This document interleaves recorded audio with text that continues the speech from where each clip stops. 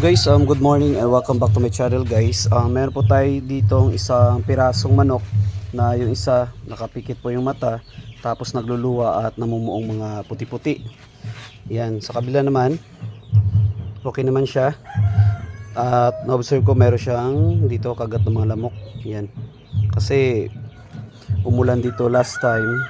So at na-observe ko rin marami pong lamok sa loob ng kulungan. So ito po yung nagiging dahilan. Okay? At itong manok merong sipon. Yan, may sipon po ito. At yung ginagawa ko lang rito, kasi nga hindi ko pa mapukusan na gamutin ito, yung binibigay ko lang dito na first aid. Kumbaga unang lunas lang sa kanyang inindang sakit, itong Primoxel tablet. Ito po yung guys yung binibigay ko sa mga alaga kong manok kung mayroong iniindang sakit.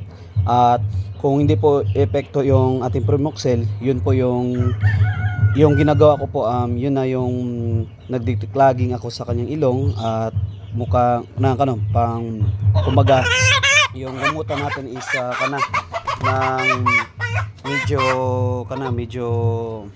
pahirapan. Pero yung ginagawa ko lang muna dito sa aking manok, kung okay pa naman yung manok at unang araw pa lang yung ganitong pinapakitang yung sintomas ng kanyang sakit, ginagawa ko lang is pinapainom ko agad ng Primoxel. At mamaya nga po guys, obserbahan ko ito, yung manok natin kung ano nga ba yung nag-epekto ng ating pagbigay ng Primoxel. Kasi ngayon busy pa ako, hindi ko pa siya masyadong mapukusan. Okay, ito lang muna yung ginagawa ko, binibigyan ko muna ng isang pirasong buong Primoxel. Okay, yan.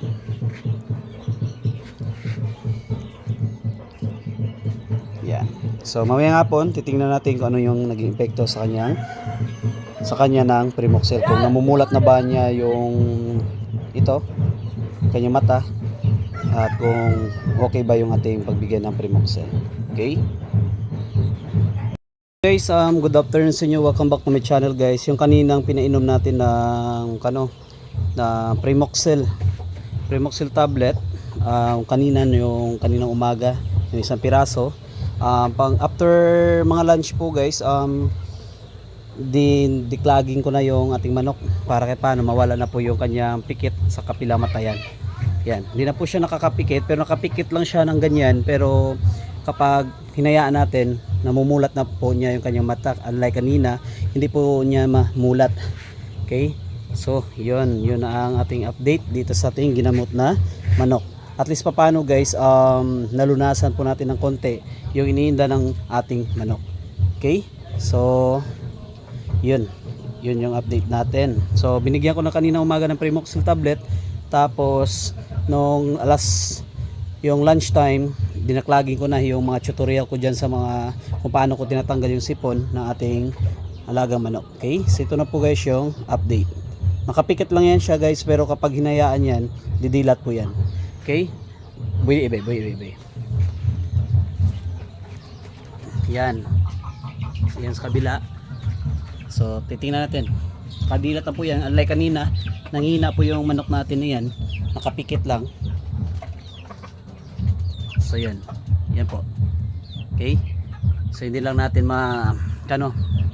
mahabol. O yan, tinakita yan, nakadilat na po siya. Kanina pikit na pikit po yan at nanghina, pero ngayon malakas na po.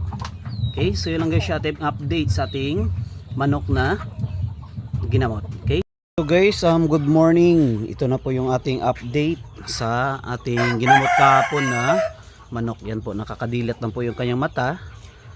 Yan po guys, yan. So kahapon ko lang itong ginamot guys, nakita ko sinangina. Ito na po yung naging resulta ng paggamot natin. Hindi na po siya nakapikit at okay na po yung ating alagang manok. Mas maganda po talaga guys na agapan agad yung ating alagang manok kung may iniindang sakit o nakikita natin na nanghina. So agapan agad natin para hindi po tayo mabawasan ng manok. So ito guys yung update. Yan. Okay.